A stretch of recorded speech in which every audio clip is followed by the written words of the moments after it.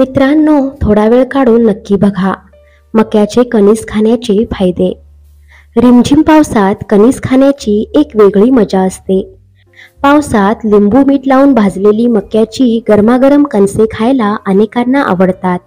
हे कणीस जिभेचा स्वाद तर वाढवतेच, त्याचबरोबर ते आपल्या आरोग्याच्या दृष्टीने खूप फायद्याचे आहे। आज पाहूयात मक्याचे कणीस खाण्याचे फायदे। नंबर 1, मक्याच्या कणसामध्ये अनेक पौष्टिक तत्व व फॅटी ॲसिड असते, जे आपल्या शरीरासाठी खूप उपयोगी असते। नंबर 2, मक्यामध्ये आयर्न, मॅग्नेशियम, झिंक, फॉस्फरस ही तत्वे असतात, ज्याच्यामुळे हाडं मजबूत होतात व हाडांच्या आजारापासून दूर राहता येतं। नंबर 3, मक्याच्या कणसामध्ये लोह जास्त प्रमाणात असते, जे आपल्या शरीरातील हिमोग्लोबिन व रक्ताची कमतरता भरून काढते। नंबर 4, महिन्यातून एकदा तरी कणीस उकडून खाल्ले पाहिजे, त्याने पोट निरोगी राहते।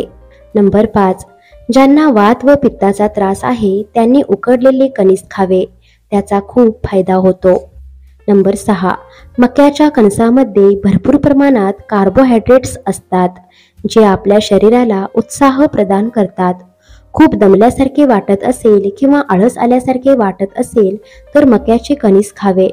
नंबर 7, मक्यामध्ये असलेले विविध फायबर्स आपल्या शरीरातील बॅड कोलेस्ट्रॉल कमी करते, जे आपल्या हृदयासाठी चांगले असते।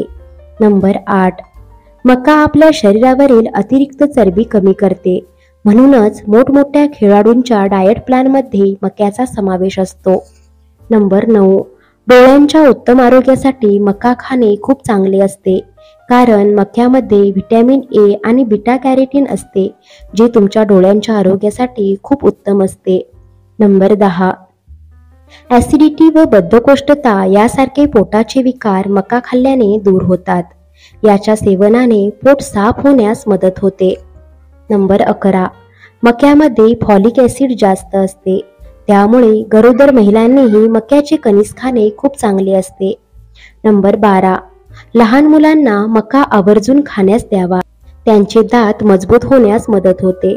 नंबर 13, मक्यात भरपूर कार्ब्स व कॅलरीज असतात, जे वजन वाढीसाठी मदत करतात।